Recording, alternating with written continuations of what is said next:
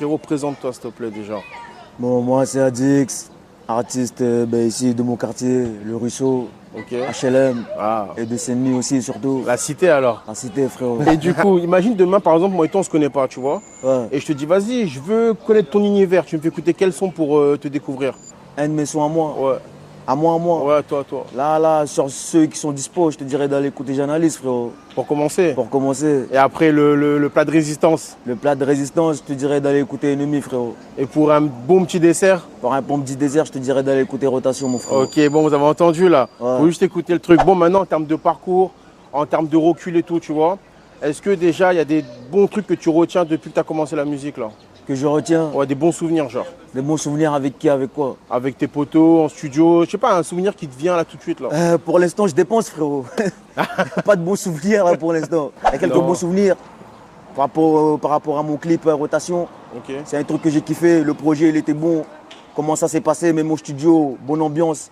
Et là, dernièrement, là, je pense que mon prochain son là que je vais kiffer, que je vais fortement aimer, il est en cours. Enfin, il a été déjà fait et je vais le tourner en boîte de nuit là, ce vendredi 17. Ok. Je suis au Coco Beach. Ok. D'ailleurs, si l'interview sera avant ou pas? Bien sûr, à sortir avant. Coco Beach, je vous donne rendez-vous. Coco Beach, ça va chier, ça va péter. Soyez présents, soyez à l'affût. En termes de musique, est-ce que tu le vis bien d'être indépendant ou en mode. Je kiffe. Indépendant, c'est mieux. Tu es redevable à personne, tu vois, frérot.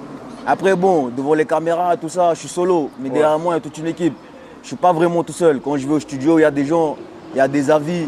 Mes sons, je ne les sors pas comme ça, je ne les fais pas comme ça. Je demande aux gens qui sont là sur place, à ceux qui me mixent, producteurs, tout ça, managers, tout ça. Je demande d'abord leur avis de comment ça se passe, si le son il est bon.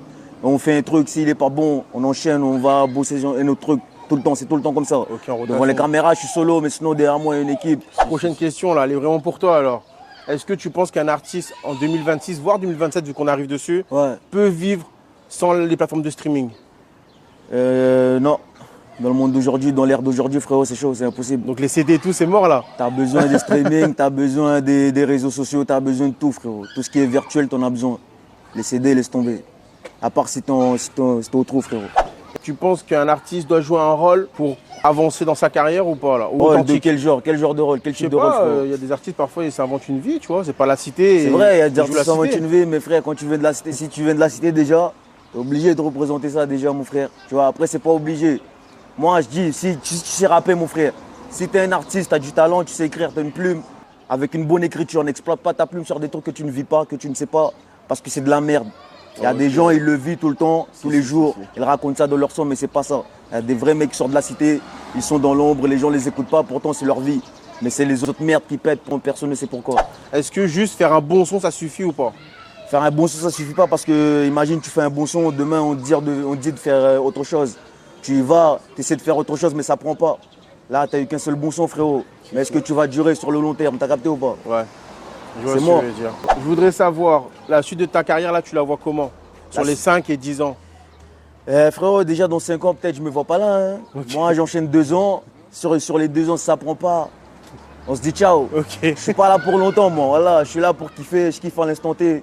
Il y a des vrais problèmes en dehors de la musique, il y a des vrais trucs. Tu vois, mon vrai moi, ma vraie personne.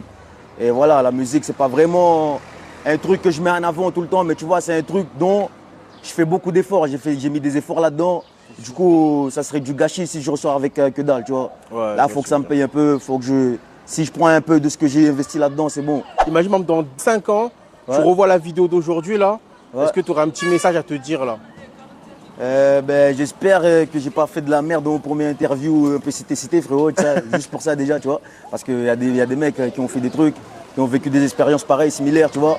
Moi, j'espère regarder ça dans 10 ans, si je pète. Hein.